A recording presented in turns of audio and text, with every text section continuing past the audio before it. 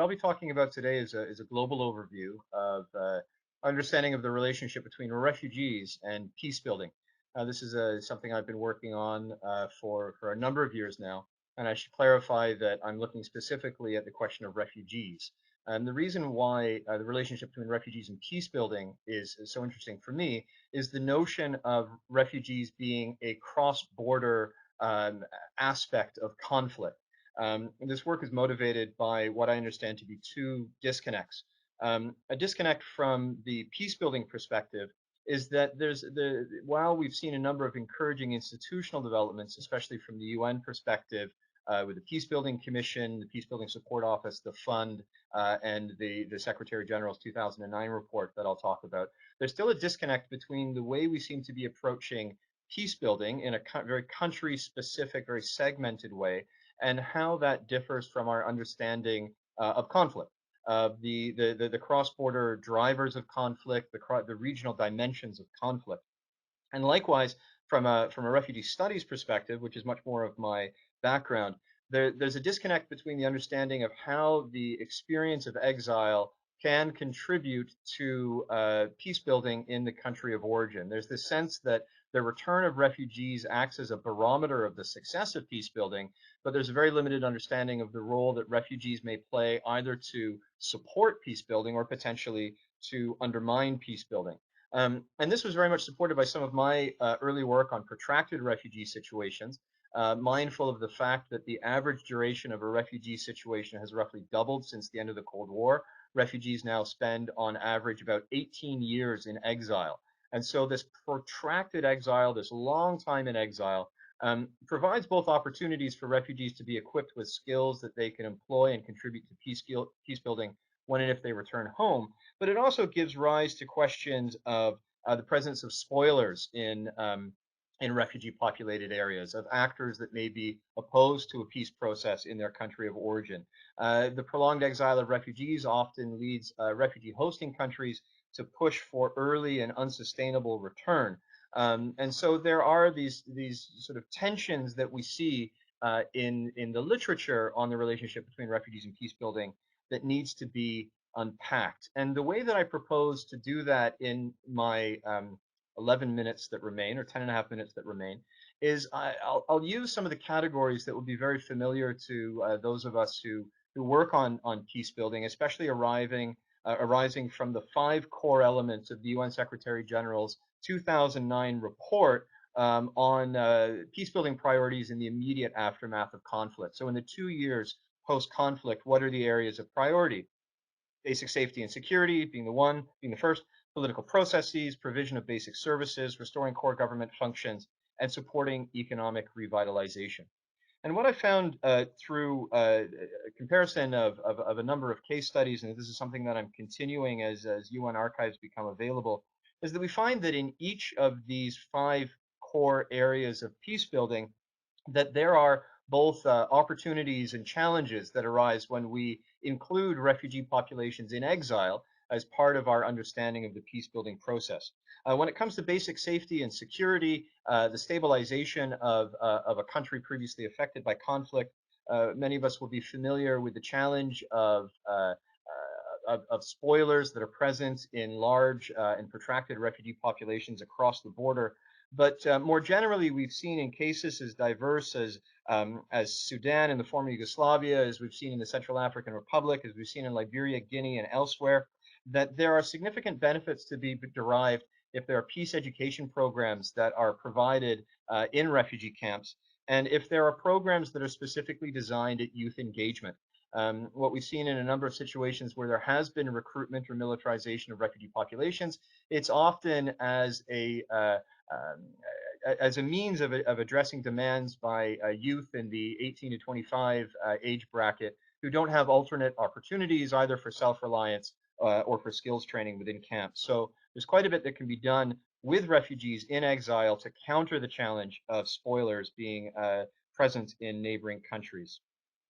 In terms of political processes, there's also been quite a bit of work that looks, for example, with Burundian refugees in Tanzania in the early 2000s, challenges that arose from political actors being present in refugee populations in exile, and the role that this may play in undermining political processes, transitional processes, the formation of transitional governments in countries previously affected by conflict. There may also be an undermining role that political actors in exile might play in dissuading reconciliation as part of a political process. And again, there are two ways where engaging with refugees while in exile can help address some of these challenges. The first is direct involvement of refugees in the peace process. The Dayton Accord was a bit of a standard in terms that solutions for refugees were specifically articulated in the peace accord. But more generally, there's the notion of how refugee representatives of a refugee community could be involved in the actual terms of negotiation, and then very much the role of refugees in exile in post-conflict elections. And we've seen this in a number of recent elections, Central African Republic, for example, where there's some question of whether refugees in exile would be able to register and participate in an election. And this has proven to be very important for reasons of reinforcing the legitimacy of the post-conflict political landscape in the eyes of those populations most affected by conflict. Um, then moving on to the provision of basic services, we find that there is a real challenge in the context of providing basic services in countries previously affected by conflict if there's a push for very sudden and often unsustainable return.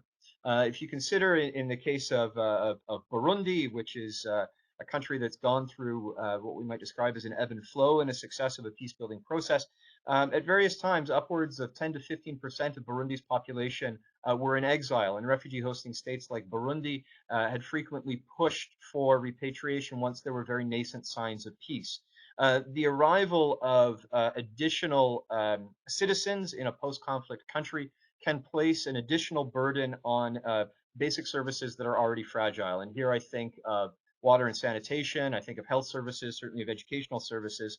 And so here there are opportunities to address these concerns of basic services while refugees are in exile.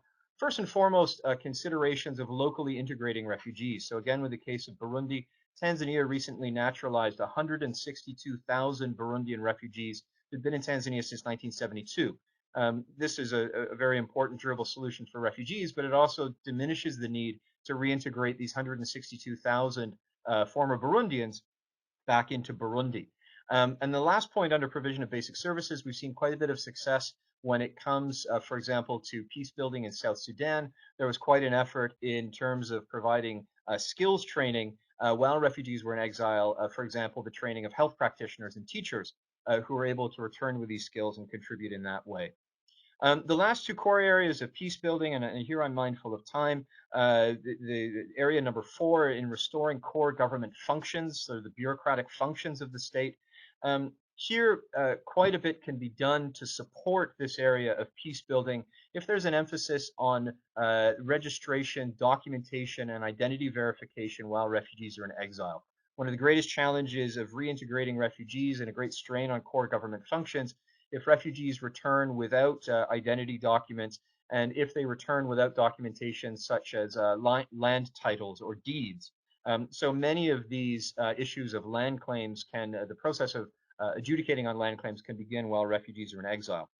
The last area of peace building is in relation to supporting economic revitalization. Here, we've seen Secretaries General Ban Ki-moon and Kofi Annan both making very strong statements about the important contribution that returning refugees can make to economic revitalization in countries emerging from conflict, especially if they're provided with opportunities for self-reliance, so if they're provided with opportunities to be economically productive while they are in exile. And here this speaks very much to the question of the kinds of asylum policies that we might see or might hope to see from countries that host very large, protracted, prolonged refugee situations. Often in countries we see that, for example, with Syrian refugees, today in Jordan, that they're denied the right to work. Likewise with Somali refugees in Kenya. This significantly curtails the opportunity for refugees to pursue self-reliance, obviously, and to be economically productive in a way that would enable them to contribute to economic revitalization in their country of origin through a peace-building process. So let me conclude.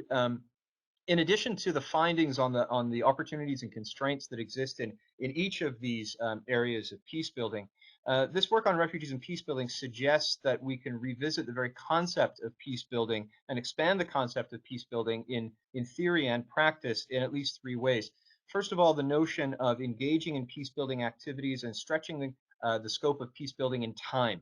That there's quite a bit that can be done to invest in peace building while refugees are in exile and before the cessation of hostilities in the conflict affected country. So by expanding the time in which we think about peace building, not only beyond 2 years post-conflict, but also before a negotiated a peace or a military victory, the idea of an ongoing investment in refugees as peace building actors before the cessation of hostilities. Second to that is to expand our geographic understanding of where peace building takes place. As I mentioned in my introduction, we often limit our understanding of peace building geographically to be exclusively for refugees, for countries affected by conflict. And as I've noted, the presence of refugees in neighboring states means that there are very tangible peace building activities that can be undertaken in neighboring states, not just in the country affected. And finally, it's to expand the scope of what is meant by peace building and who's involved with peace building. This is something that we saw last Friday at a special plenary session of the UN General Assembly. The Secretary General in his opening comments talking about the need to engage a much wider range of actors, not only in responses to refugees, but in the process of peace building and negotiation and recovery from conflict. So my takeaway from this is that the experience of peace building and refugees suggests that refugees can make important contributions to peace building if we expand our understanding of peace building in time, in space, and in scope. Thank you. Thank you, James. We're now going to turn to Philippe Fergus. So I will focus on the Syrian refugee crisis. First of all, a few words about the scale of the phenomenon. Mass displacement from Syria and within Syria has been absolutely enormous. We are talking about the worst refugee crisis since World War II. The conflict, now into its 5th years, has displaced some 12 million people. So let's imagine 3 concentric circles. First, within Syria itself. The majority of the displaced people are IDPs, about 7 million people who were perhaps not able to cross the border. Then the bordering states, the second circle, you have more than 4 million people in 4 of the bordering states of Syria, Jordan, Lebanon, Turkey, and Iraq. Then the more distant states with between 500,000 and 1 million Syrian refugees. I'm talking of the European Union and other Arab states. At the end of November, now, numbers are still growing, and they are growing mostly in Turkey. We also observe some return to Syria and an important movement now of further mobility from the first countries of asylum to more distant countries. Here, I would like to make 2 remarks. First, Syrians are not, and by very far, the only refugees in the Middle East. The Middle East is the largest source and largest destination of global refugees, with about 50% of the world's 20 million refugees, including the most protracted refugees, the Palestinian refugees, to the most recent refugees, Iraqis and Syrians. The second remark I want to make is that the response of the European Union was significant, with about 10% now of the total number of Syrian refugees. But it was also riddled with obstacles. The European Union is apparently open because more of 90% of the claims lodged by Syrians will be accepted. But lodging a claim into the European Union requires that you reach the territory of the European Union. And reaching the EU is not easy, as you know. You can do it regularly by air, but you need a visa for this. And European embassies do not deliver asylum visas or humanitarian visas. Or you will do it irregularly. If you have no other choice, you will be smuggled at the risk of your life. Now, I would like to say a few words about the situation of Syrian refugees in bordering states, in mainly Jordan, Lebanon, Turkey, and Iraq. The profiles of the people first. We are talking about families. 50% of them are children, 50% adults, but with women outnumbering men. As a result, you have a number of female-headed households, either because the husband is deceased or because the husband is still in Syria, fighting or working. The places, a minority of the refugees are in camps, and camps, you must imagine tents or containers, tent cities or container cities, but other people are in local communities, in apartments, in de facto camps, in particular in Lebanon, in the informal tented settlements, in streets, in waste grounds. So everywhere, I would say, where you have empty space. The pressing issues of the refugees are first housing, then earning an income, and also school, health, and protection. Children are particularly vulnerable in the refugee population. Many of them must work to earn an income for the household, and being enrolled in school is difficult. For example, have in mind the proportion of children who are enrolled while they are at school ages in Turkey, 20%. So it's really an extremely low percentage. And we are really facing the issue of the emergence of a lost generation. What has been the response of Syrian neighbors to the crisis? In general terms, I would say that peoples were hospitable and generous, but states were less so. They tolerated refugees, but they marginalized at the same time the refugees. Two states, Jordan and Lebanon, plus Iraq, are not signatories of the Geneva Convention. So they don't have a proper status for refugees. They consider refugees to be guests, so they are welcome, but for a limited period of time.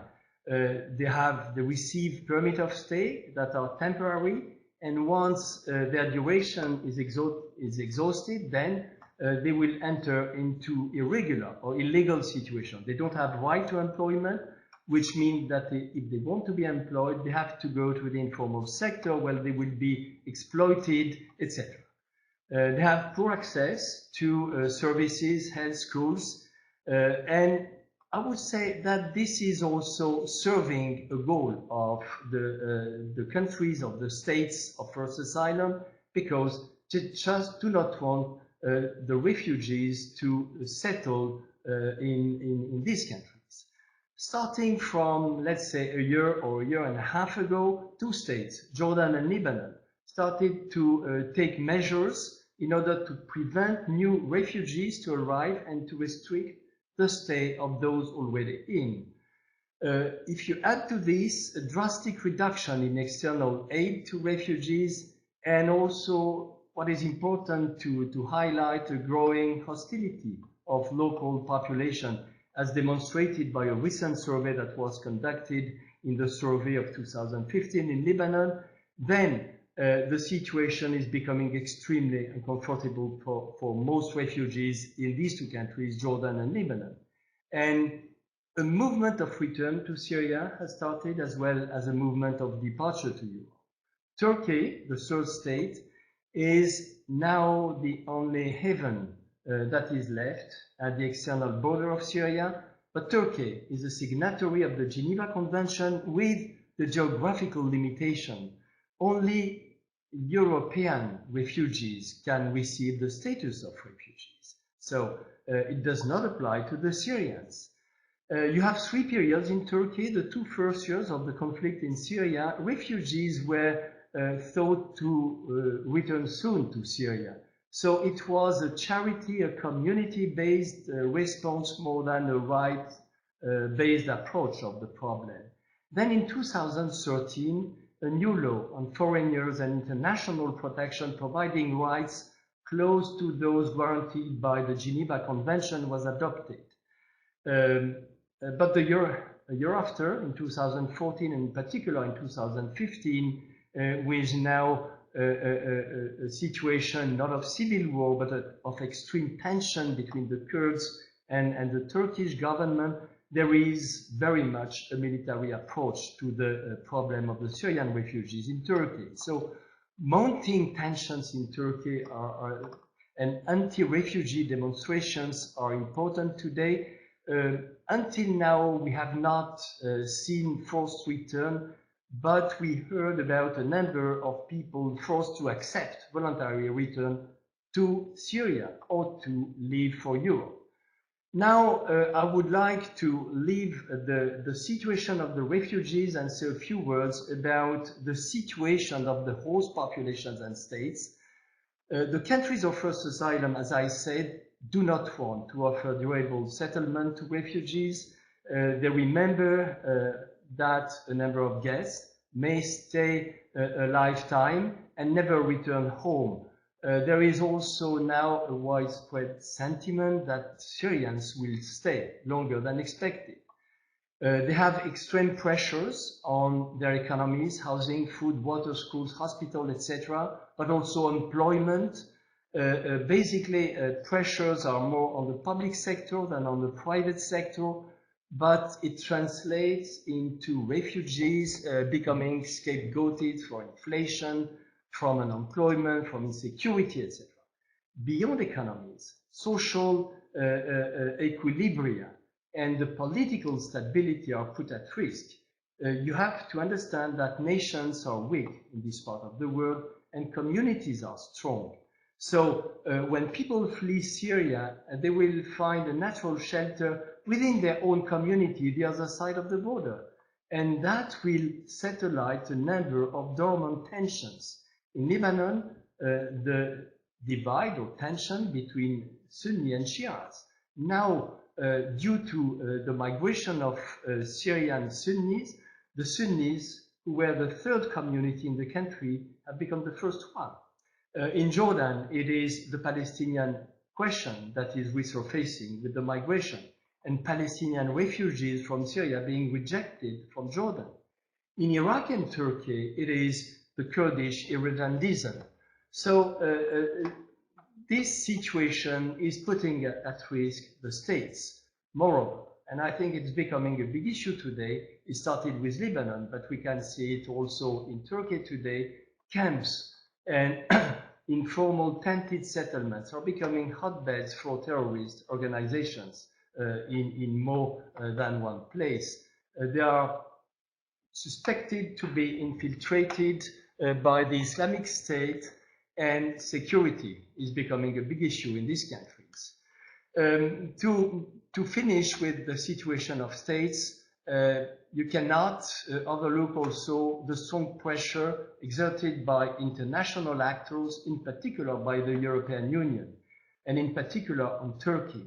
Less than a month ago, in October of this year, an EU-Turkey action plan was adopted. In a nutshell, this plan is pursuing two objectives. The objective for the EU is keeping the Syrian refugees within Turkey, which means away from Europe. And for Turkey, the objective is obtaining compensations, not only financial assistance, but also visa liberalization for the Turkish citizens traveling to Europe and keeping open the door of accession to the European Union. So refugees are becoming a bargaining chip in this negotiation. Now, a few words to conclude on the big challenges within Syria. Within Syria, there is a big challenge. We must not be naive. Further forced displacements will take place. Population displacement will increase the communal homogeneity of territories in Syria, and a new map is emerging today in Syria. If you figure out the map of the region and you draw a line from a south to north line, from the Gulf of Aqaba in Jordan to Damascus and then to Aleppo and to Hasaka, the border of Turkey, you will see west of that line today, it is the world of minorities. And I'm talking not only of Syrian minorities, but also of minorities in the two other countries which are west of this line, which are Lebanon and Israel. East of this line, it is an entirely Sunni territory. And what is at stake today is the existence of the nation state. We can wonder whether the Syrian state, but also the Iraqi state, have definitely failed or not, and what will happen with Lebanon. So rebuilding Syria, is it a realistic goal, or should we also anticipate the failure of the Syrian state? And this is what a number of actors do when they negotiate with the Kurds. So that is what's happening within Syria. Now, outside Syria and the countries of first asylum, displacement has created unsustainable situations. International agencies are all recommending to turn the burden of the refugees into an asset and to get the refugees into the labor market, to deal with refugees as persons who can contribute. Yes, that is important, but you should not create unfair competition with locals. And you have for this to resolve a fundamental tension, which is between protecting the refugees on one side and respecting the rights of your citizens on the other side. Beyond the economy, you have the security issue today. So again, an important stake. And last, for the international community far from the battlefield, sharing burden and sharing responsibility is a big challenge today. But what burden should we share? The burden of refugees, by taking more refugees in particular, and I would like to recommend once again, I've been doing this for the last 2 years, European embassies should open asylum or humanitarian visas. They should also have more generous resettlement programs. But you could also share the cost. So solidarities with countries of first asylum is important. In particular, not only to better serve the refugees, but also to prevent their presence from generating social and political tensions into these countries. And last but not least, international responsibilities in terms of conflict resolution and peace building. But until now, we can see that it is not what's happening. So thank you for listening to me. Thank you, Philippe. I'm going to turn to Kim Rigel, and I'll then after make the actually late introductions to who everybody is, but so we can just keep on track, I'm going to ask Kim to proceed. Hi, thanks very much for inviting me to the conversation, and hello to all of our online people. I think because I've spent most of my research on the Turkish-Greek border and more recently on the condition of Syrians in Turkey as part of a recent project with Feyzi Baban at Trent University and Susan Ilkan at the University of Waterloo and a PhD student, Messa Mustafa at the Balsillie School. I think I'll focus my comments really on following up with what Philippe Fargas has kind of laid out in terms of looking at the conditions of Syrians in Turkey and really what Turkey's been doing to host Syrians. Particularly because when you look at, as Philippe's mentioned, the massive displacement since 2011 of something like 50%, 12 million people, with 4 million people, as Philippe has said, in the surrounding countries, Turkey has really hosted the largest number of 2 million Syrian refugees. And so I think when we look at the conditions also, it's looked at as one of the countries where we consider there to be the best conditions for Syrians. And so I think it's important to understand, what exactly does best look like? What are Syrian refugees looking at with living conditions in Turkey?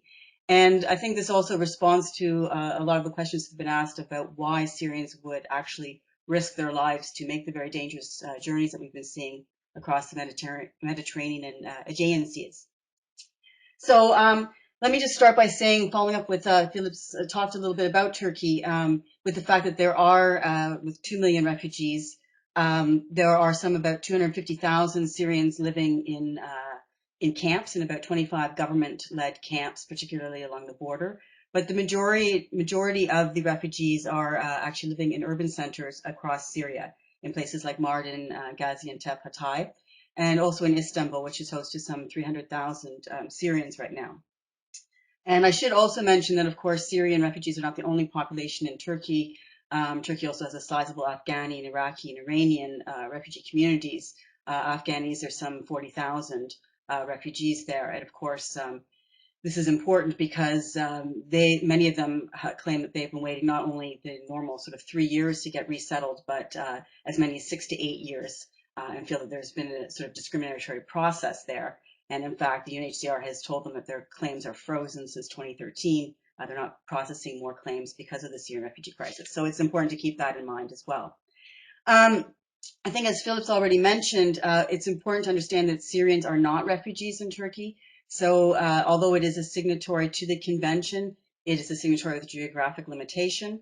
And this means that, it only accepts Europeans as refugees. So since 1951, there's only been 43 refugees settled in Turkey. The vast majority are given temporary asylum.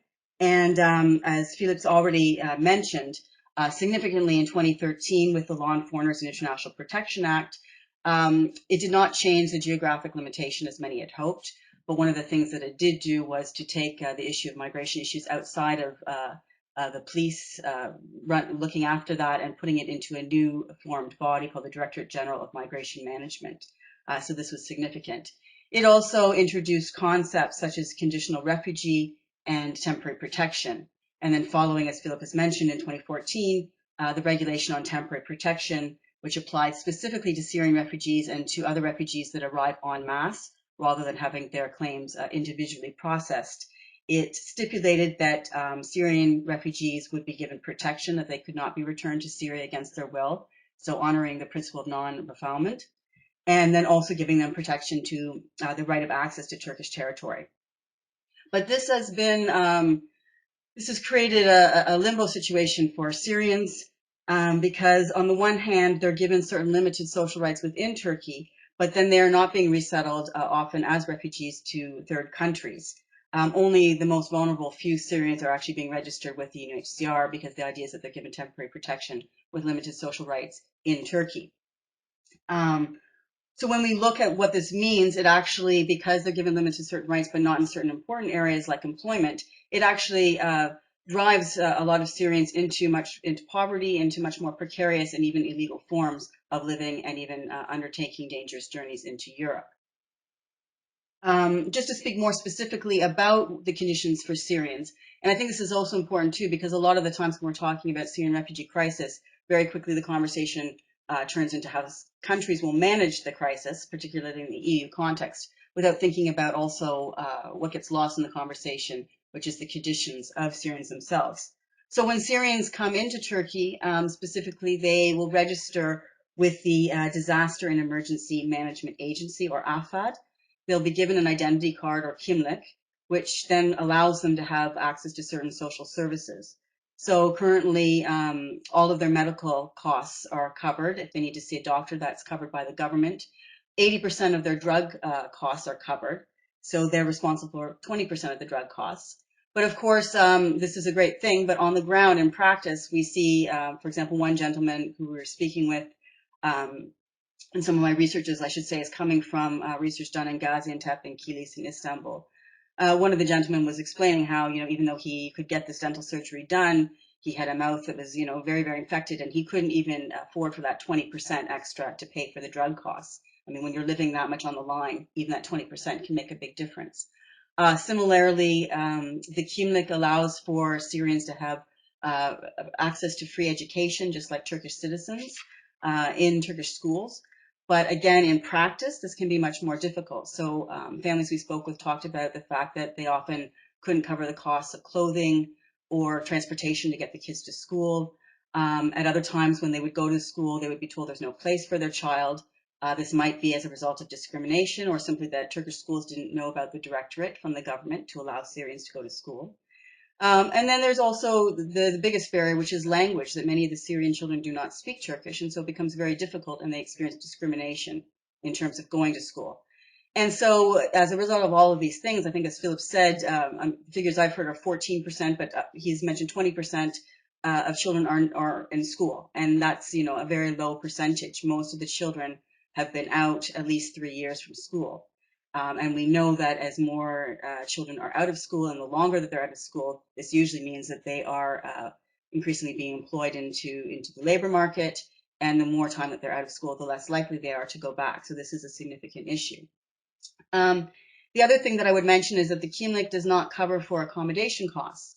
So the biggest bulk of families' money that they have is going to cover accommodation, which in places like Istanbul can be very high. So we spoke to one family living in a very poor area in Istanbul, Tarlabaşı, and they told us that they were paying something like 1,200 lira a month, which is about 600 Canadian for accommodation and utilities, which is a huge amount of money.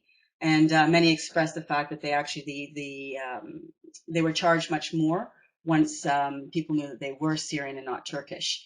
And this family lived, they had no furniture. They lived basically with very thin mattresses and a couple blankets. And again, they were charged much more for this. The other thing that the Turkish government has been doing is providing a grocery card that allows Syrian families to get a certain limited amount of groceries per month. But again, on the ground, this works differently. There's a lot of discretionary allocation of cards. So we were told about situations, for example, where families, charities had limited cards. They wanted to give it to the most needy, understandably. But so, for example, one mother told us that she was simply not given a card because the charity had said, you've got 2 sons, they can go and work. So instead, this family was trying to find food from a local food kitchen in an area of Istanbul, and they were really given a very, very small amount. It was beans and potatoes and rice, a very small bucket, which was supposed to feed 13 people, so clearly not enough. And then I think the last and the largest issue, which again Philip's touched on, is spoken about, is really access to employment. I think this is the largest problem. The temporary protection status in Kimlik do not give immediate access to the right to employment. So like other foreigners, Syrians have to apply for the legal right to work following the Law on Foreigners and International Protection Act. And in order to do that, they need to apply for permanent residency and then employment status, and they need to have a Turkish company that will hire them, that will vouch for that. And Turkish companies have a stipulation where they can only hire up to 10% Syrians. And what we see is that since 2011, only 118 work permits have been issued for Syrians. So clearly, they're not accessing employment that way. Now, this has been something that was flagged before the election to look into, and subsequently it sort of it hasn't been followed up on or developed. And so what this means is that most Syrians are actually working and forced to work under the table in illegal forms of employment, in precarious forms of employment, often in things like dishwashing, construction.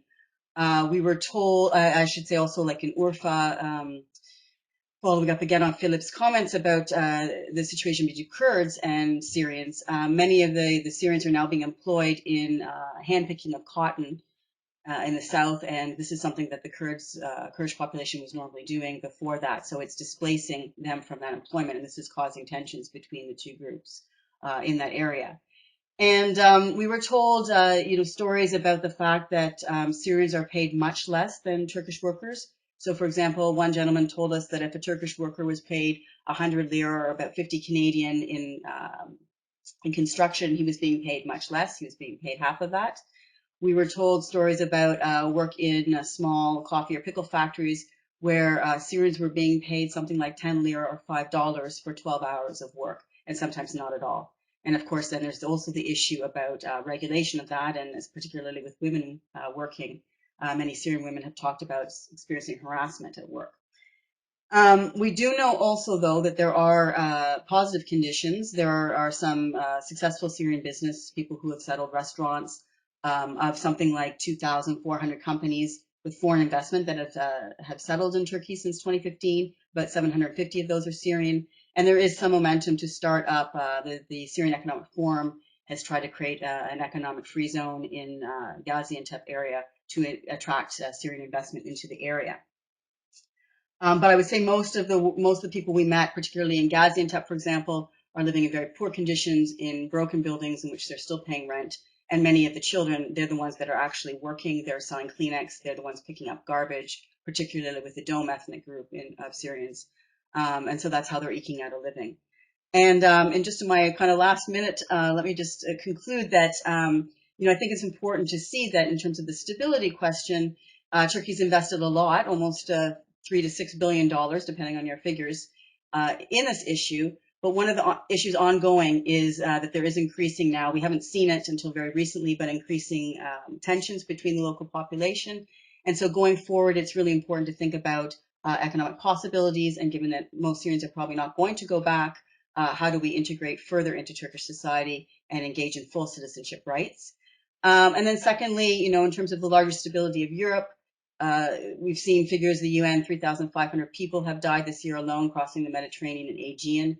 This is only going to increase, and we know that restrictive border controls, and as you make it harder to reach Europe legally and safely, people will be forced to go in very precarious ways through taking boats, through smugglers, and this just leads to more insecurity, more instability. So it's very important, I think, to make sure that there's ways to resettle and safe ways to travel. And then finally, I just would say that there's been a lot of talk about the European crisis and Europeans managing the refugee crisis. And I think when we look at the regional countries and countries like Turkey and the conditions specifically there, it does put that in perspective. We have to remember that only around 4% of displaced Syrians have actually attempted to reach Europe. So the vast majority are actually being hosted by the neighboring countries and countries like Turkey. So, resettling some resettling some Syrians to other countries and making sure that the conditions in Turkey and other neighboring countries, that this provides an actual way of fully living and full settlement status and full citizenship status and full rights is really, really significant, because if people do not have that, they will then take the risk to apply for refugee status, where they might see that they've got a more permanent way of life and settlement in European countries. Thanks very much, and I look forward to the questions. So we start off with James Milner. James is a researcher, practitioner, and policy advisor. Works on refugees, African politics, and the UN system, has long experience in several countries with field research, and has been a consultant for the UNHCR and has numerous books and publications on that. Also after that, we had Dr. Philippe Vargas, as founding director of the Migration Policy Center, a sociologist and demographer, director of the Center for Migration and Refugee Studies at the American University in Cairo, and has numerous publications as well about migration in the Arab world and in the Gulf states. And welcome. My colleague Kim Reigel, Associate Professor in the Department of Political Science at Laurier and also at the Balsillie School, and has a great deal of interest and research on border security and migration and citizenship.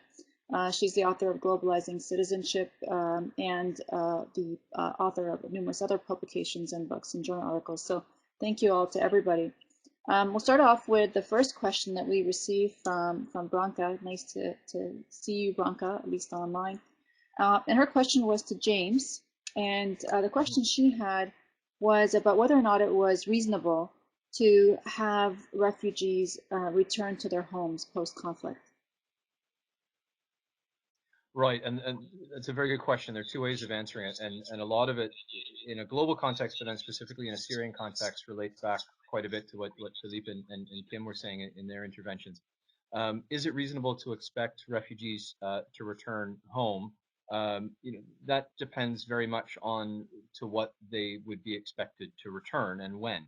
One of the challenges that we've seen from Mozambique right through to peace building programs over the last 25 years or so is this sense of the return of refugees being an important barometer to the success of peace building, and that it's undertaken more for political reasons and symbolic reasons as opposed to an assessment of the preconditions that might exist for a repatriation to be successful.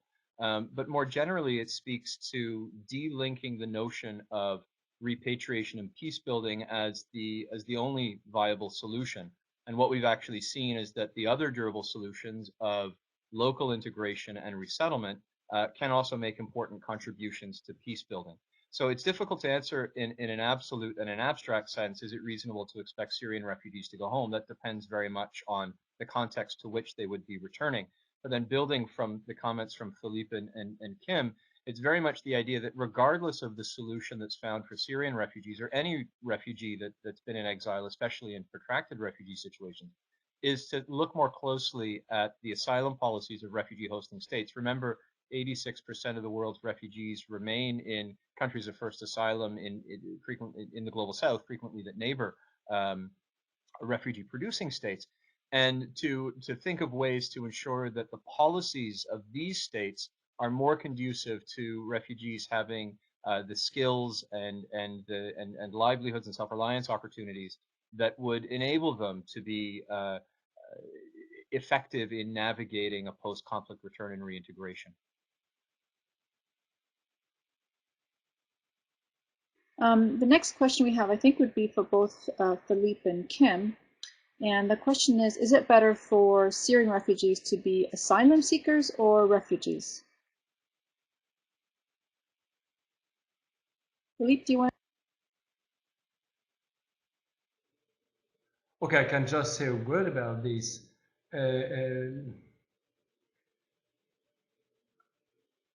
It depends upon what you are talking about, because asylum seekers are people who are applying for asylum in a country.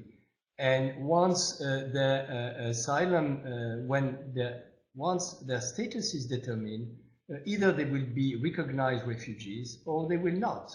So I think I do not perfectly understand the question from this point of view. Now, refugees being people who are fleeing risk for their lives, for persecution, etc. As soon as you leave your country for reasons of persecution or life-threatening conditions, you are a refugee. So, but perhaps I would like to address the issue differently. Where are you applying for asylum? Where you seek asylum? And I would like to connect this question with the following question, because which was on numbers.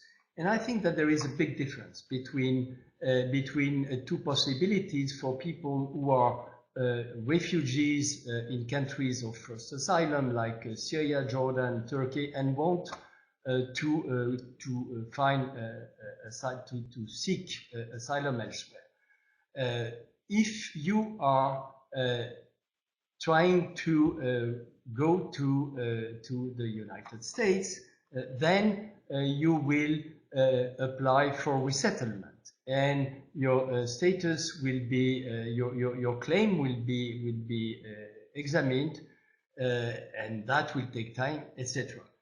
The situation of Europe is completely different because we have land borders, we have land and sea borders, so people just arrive at the border, and once they arrive, they apply for asylum. And all those who arrive without a visa will apply for asylum. So they are asylum seekers, they are applying for asylum. And now their claim will be examined, and the response will depend upon a number of factors. But applying for asylum is the first step that they do when they reach the territory. While if they apply for resettlement in the US or in other countries, then they will arrive as resettled refugees, which is different. And now to come to numbers, I'm sorry to anticipate on the following question. Of course, numbers are not at all the same. Asylum, the number of people who will apply for asylum in Europe cannot be known in advance. It will depend upon the number of those who are reaching the territory and who are lodging an asylum claim. We expect that this year, in 2015, around 1 million people could have applied for asylum in Europe, while in more distant countries that you cannot reach directly, the numbers are much smaller and depends upon what the government has agreed to accept. And this is why in America we have a few tens of thousands compared with hundreds of thousands in the European Union, because the geography is different, the process is completely different. Kim, can I ask you, we had a question about what other education opportunities Syrians might have in Turkey other than government schools, especially because language seems to be a big barrier. There are organizations, for example, such as Assam, which is partly connected to the UNHCR. And that's very locally. I mean, they have Assam in Istanbul and Gaziantep, and they are opening up schools that schools, not schools so much in the normal sense of a curriculum, but schools in the sense that they're taking Syrian children, they're providing language classes in Turkish, and they're providing also a lot of time to play, to work out some of the trauma that they've experienced, and to be children, and to have that be a slow process to get them ready and prepare them for school. So one family we met, the children were going there, and the mother was just really thrilled. She felt like that was really, Assam was really giving them support in a way that they needed, and helping her so that her child could go to school in 6 months into a Turkish school. In Kilis, actually, we met particularly in Palestinian and Syrian families there. Some of the schools that were being set up were actually teaching in Arabic, and it seemed like they would be able to do a lot of their education in both Arabic, and then slowly introduce Turkish all the way through high school. So this was also being introduced. So that was a different type of schooling system. So there are some alternatives being made and attention to that. I'm going to move to a question that Mark Cedra posed, and I'll throw that to James if I can. There's a view that refugee camps can be a fertile ground for militant and terrorist recruitment that can spur violence and conflict. Is this accurate? And if so, how do you combat this problem? Excellent question. I'd refer, and I can put it up in the comments bar when I give my answer. Very good work by Sarah Kenyon-Lisher and Mike Lebson in recent years on refugee camp and refugee population militarization. Sarah Kenyon-Lisher's book, Dangerous Sanctuaries, does a very good job of explaining what kinds of refugee populations are more predisposed to militarization than others. So debunking the myth that large, protracted refugee populations are inevitably going to be militarized or politicized in some way. And what her work, drawing on comparative case studies, what it finds is that there are different kinds of refugee populations that we see. There are what are called states in exile. So, for example, when the Hutu extremist regime from Rwanda fled to Eastern DRC after the genocide there was a political group that was specifically committed to returning to the country of origin and retaking power. This is the kind of population that is most predisposed to militarization, and for refugee camps becoming a base and refugees themselves becoming a shield for campaigns to return to the country of origin and retake power. Unlike persecuted minorities, or what are called situational refugees, individuals who have fled generalized violence where there isn't political leadership within the camp that is able to articulate a particular view to the country of origin, and that are able to organize the resources in the camp to be directed towards retaking power in the country of origin. To that, I would add the kind of situation that I saw in Guinea, where the host country, or as we saw, for example, in Pakistan during the Cold War with Mujahideen fighters in the camps in Pakistan being organized to fight Soviet occupation in Afghanistan. These are instances where host states and other actors consciously instrumentalize or employ refugee populations as an extension of their foreign policy.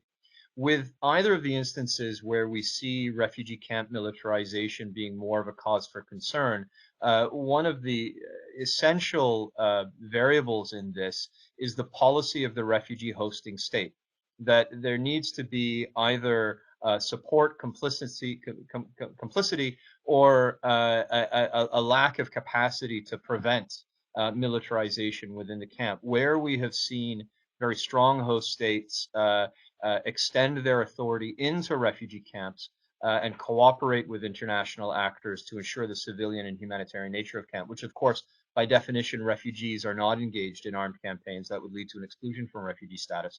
But in where we see close cooperation and strong state capacity, this is where we see a diminishment of militarization. So my short answer is, where do we see it? We see it where there are preconditions and where it's allowed to happen. But much more frequently, we see this kind of militarization being prevented, or where there aren't grounds for that kind of support from the refugee population for those kinds of activities. We have a question from Twitter for Philippe. How can we use those strong communities in the Middle East to foster or develop better policies for refugees? Let me just transform a bit the question. What do these strong communities, what do they do? What is their role? I think we have two good examples. One is the Kurds, refugees from Syria into Iraq, and particularly in Iraq. So they were sheltered in the Kurdish part of Iraq, which is not independent, but quasi-independent. So on one side, they were, I would say, immediately integrated into the society in the Kurdish part of Iraq. But on the other side, they contributed to weaken the Iraqi state, because we cannot ignore that Kurdistan wants to be a state in its own. So it's a double-edged situation. The other example is Syrians in Lebanon. So they could join two different communities. One would be their religious community, and most Syrian refugees in Lebanon are Sunni. So they could join the Lebanese Sunni community. This is not exactly what happened, and that would also endanger the political stability of Lebanon. But there was another community in Lebanon. Lebanon was a country with a large number of Syrian migrant workers, and clearly these migrant workers were extremely helpful for a number of refugees to find means to earn an income and to have a livelihood. So that is completely different, to such an extent that in a number of cases it is difficult to make a distinction between a Syrian who was formally established in Lebanon and a Syrian who arrived as a consequence of the war in Syria. So that situation is much easier, but keeping in mind that it should not result into unfair competition with Lebanese workers, because as it was said about Turkey, this applies also to Lebanon. The cost of the Syrian manpower in Lebanon is much lower than the cost of the Lebanese manpower. So there is unfair competition as soon as you are competing for the same jobs. So it can happen, but actually the labor market in Lebanon had already large segments that were not occupied by the Lebanese workforce, in particular in the construction sector, in agriculture, etc. So that form of integration is less dangerous for the stability of the state, and probably more sustainable also. From Janelle Smith that I'll post to Kim. Given that arranging safe passage out of Syria is becoming increasingly precarious, and the challenges of meeting basic needs in host countries, to what extent are Syrians falling victim to trafficking and forced labor both in Syria and receiving countries?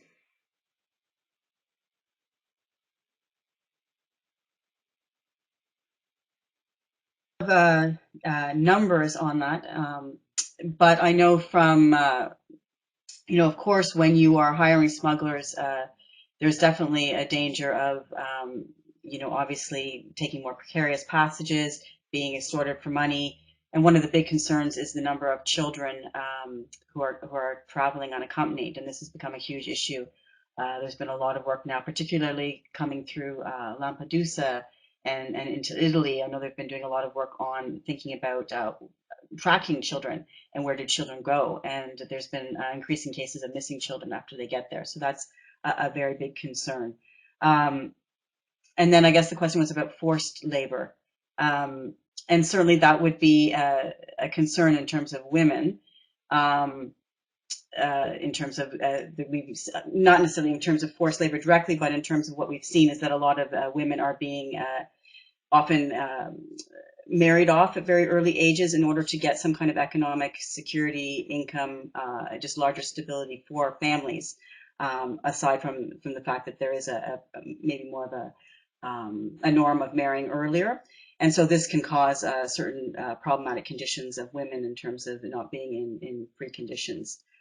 We know that in some of those cases, the early marriages have, for example, ended up in divorce very quickly, and the suggestion is that that's been a means to get women into prostitution, for example. So there has been some stories of that, and also coming out of, I haven't been into the camps, so what I'm saying is hearsay. It's not from my own personal knowledge, but there have been some reports, for example, in the early stages of the camps where it was suggested that women were taken from the camps and forced into prostitution. So that is a concern. We have a question from my colleague Timothy Donay, and I'm going to pose this to James if I can. And the question got disappeared. Let's find it. Okay. Given their struggles just to survive in most cases, is it realistic to expect that refugees could also be agents of peace building, whatever peace building might look like in cases such as Syria? And again, that's to James. It's an excellent question, and it really, again, it goes back to the question of the context within which we expect refugees or allow refugees to be agents in the peace building process. And this is where in the work we found that there are very important preconditions that enable refugees to play this role. First, if we look at this chronologically, the first would be under what conditions are they what conditions are they experiencing in exile? So if we look at Somali refugees in the Dadaab camps in northeastern Kenya, for example, where they have no freedom of movement, they're not allowed to work, they have very limited rights that they enjoy. The question of what role are they able to play in economic revitalization if there were to be widespread peace in Somalia and the idea of a large-scale peace-building project there. This is where I think the question comes from. The current conditions of exile that we predominantly see for the majority of refugees and protracted refugee situations are not conditions that are conducive to refugees being able to play this very active role. And so what we have in the evidence that I presented under the five areas, the five priority areas for peace building, the anecdotes that we have, or the evidence in the secondary literature or in the gray literature or from my own field work, these are instances where there have been progressive elements of asylum policies that have been promoted, that have been supported by donors, that have been allowed by host states. Where we see refugees able to be economically self-reliant, it's where they have the skills to then contribute to economic revitalization upon return. But I think most fundamentally, and right now I'm working on the historical case of the repatriation of Mozambican refugees in advance of the first post-conflict election in the early 1990s. And here, refugees demonstrated agency by with the million refugees that were in Malawi, for example, spontaneously returning to Mozambique to be there in time to vote against what the UN and specifically UNHCR was calling on refugees to do. So, for refugees to be able to play this role, and Tim, I would take your point that given the kind of asylum conditions that we see in many host states, to expect refugees to play this role would be problematic. But what we've seen is where opportunities are created while in exile, where there's an engagement with refugees, where they are able to contribute to the design of peace-building programs. But this is where refugees are able to play the most positive contribution, the most positive role, but also where the potential for the prolonged exile of refugees in the region, the potential for this to undermine peace-building is most fully diminished. My student, to Philippe. Are there regional comparisons to be made between Middle East refugee policy responses and European ones? I think it's an important issue because we have seen in Europe that Syrian passports were used by terrorists to re-enter Europe. Most probably they were French or Belgian terrorists. And the threat was not coming from the Syrian refugees themselves as much as from those using traffic passports to re-enter Europe. So now the response of Europe and the Middle East, I think I said a few words about terrorism now. Of course, we have to consider that terrorism is hitting all the countries.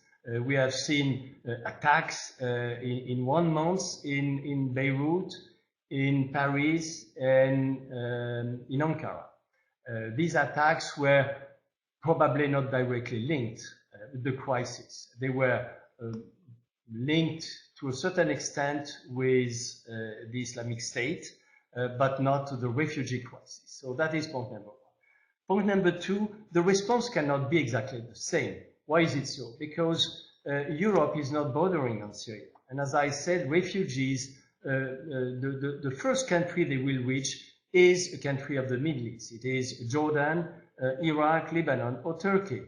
And in these countries, apart from Turkey, and including in Turkey, you don't have a process of refugee status determination applying to the Syrians because you don't have these countries are not signatories of the Geneva Convention, so they can have a certificate delivered by UNHCR, and that's it.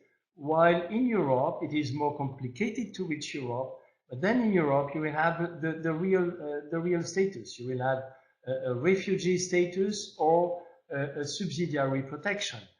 Which guarantees a number of rights. So the situation is not at all the same, but the reachability of the two is not the same. So it is difficult to reach Europe, and in particular, and I want to repeat this, it is difficult because you don't have the possibility to apply from European embassies in Lebanon, Turkey, Jordan, or Iraq to any sort of refugee status. If you want to enter regularly Europe, you have to have a visa.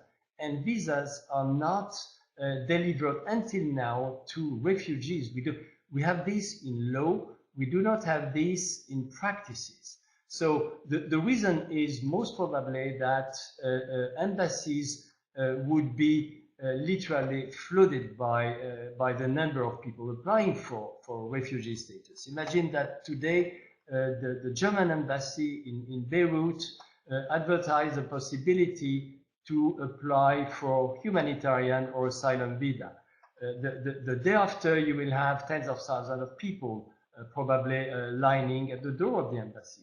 On that note, since we are kind of running out of time, I'm just hoping to get some concluding statements if I could. And I'll start with Kim. If you have something you'd like to add kind of to wrap things up, I'd love to hear from you.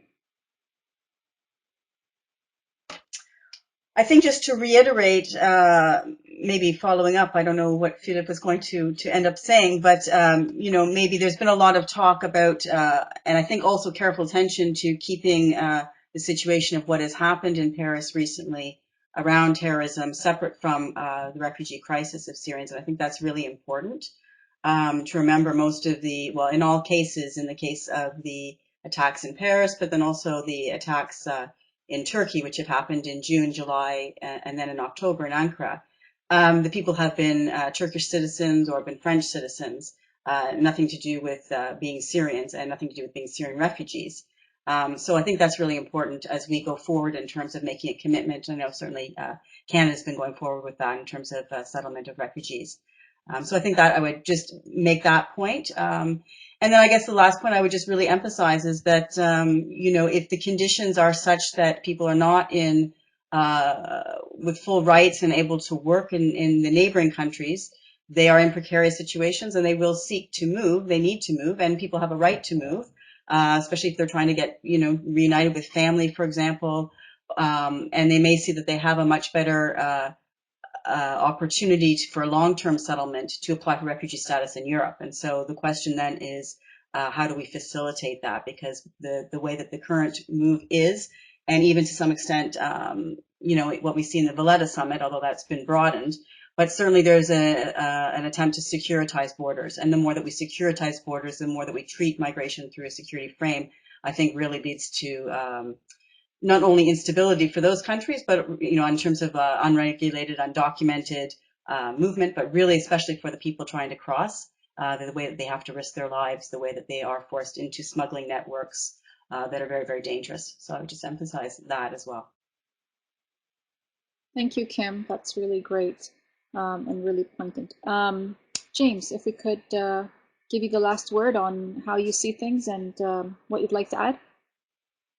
A number of points I'd like to make. First, just following up from what Kim said, is in the current policy discourse, certainly on solutions for Syrian refugees and refugees from Syria, I think the conflation of refugee resettlement and security concerns, certainly as we've seen in Canada and the United States, some of this public discourse, I think it needs to be met with a much more evidence-based understanding of what's involved with refugee resettlements, who is eligible for refugee status, who's excluded from refugee status, the provisions within refugee resettlements, and really to try and separate certainly since the events in Paris, to separate this conflation between the two. I think that's very important. Ozan raised a question in the discussion bar about evidence-based research on refugee agency, which is a theme that has come out of what I've had to say. The evidence at the moment is disparate. There's a group of us hosting a workshop at McGill University in Montreal in Canada on the 14th and 15th of December that seeks to address this specifically. If anyone's interested in the background paper for that workshop, please send me an email to james.milner@carleton.ca and I can forward that to you.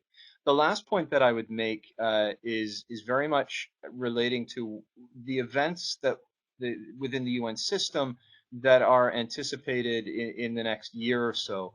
And the opening of this special plenary session of the UN General Assembly last Friday on the 20th of November, the Secretary General outlined 5 priority areas and a number of events and commitments that we'll see over the next 12 months. The donors meeting in London on the 4th of February, the Resettlement Plus meeting in Geneva on the 31st of March, and a commitment from the Secretary General to submit a report to the General Assembly for the next General Assembly meeting starting next September, that outlines models of more predictable responsibility sharing and comprehensive solutions for large complex refugee situations. This is motivated by a realization that notwithstanding the scale of what we're seeing with the Syrian displacement right now, 4 million in the region, some million plus having arrived into Europe, this is not the first time that we have encountered large complex refugee situations, and similar situations have been resolved in the past. And so the Secretary General is committed to preparing a report that looks at how situations have been resolved in the past, and a theme that will come out of that is the way that we understand responses to refugees in the context of broader engagement in areas of development, peace and security, political processes, the broader human rights regime. There's going to be a real opportunity over the next 11 months or so to have a conversation about how responding to refugees can be taken out of a very narrow humanitarian silo and integrated more fully into the other measures that we have to bring to bear to make sure that our response to refugees are not piecemeal and reactive, but are comprehensive, collaborative, cooperative, and rights-based. And I think it's a conversation in which we can all engage. It's very helpful. We do have Philippe back on the line. Would love to give you an opportunity to just summarize or perhaps add anything else that you'd like to say and sign us off. Okay, so thank you. I think I will first say that refugee movements from Syria, from the Middle East, will continue. We are not at all reaching the end of the causes of mass displacement of people. That will continue because war is continuing today in Syria. And not only these, but as I said, the Middle East is host of more than 50% of all world protracted refugees. So we should not imagine that that will stop overnight. I was very worried after the attacks, in particular the attacks in Paris, to hear a number of leaders in Europe advocating the closure of our external border to refugees. This has not happened until now, but I hope it will not happen. I hope it will not happen, of course, for two reasons. Because the situation of refugees will continue to deteriorate, at least in Lebanon and Jordan, but also probably in Turkey. And then for ethical reasons, Europe should remain open to refugees, but also for security reasons, because being able to move to Europe, and we are talking about a significant number of Syrian refugees now having reached Europe. We are talking about probably 400,000 or more people. So it's becoming significant. And this is a safety valve, I think. And we would not like to have another failed state, for example. We have already two of them, Syria and Iraq. What would happen if Lebanon would become the third failed state in the region? What would happen if in Turkey the situation would deteriorate until the point it would become a kind of civil war in the country? That would be good for no one, including not for Europeans. So I think that there is a high potential for this refugee crisis to result into a security situation east of the Mediterranean deteriorating very, very rapidly. And we do not want this to happen. So I think that we should not listen to the voices in Europe saying we should close the border. That would just be a wrong idea, not only for the refugees, but also for ourselves. So that is what I would like to recommend.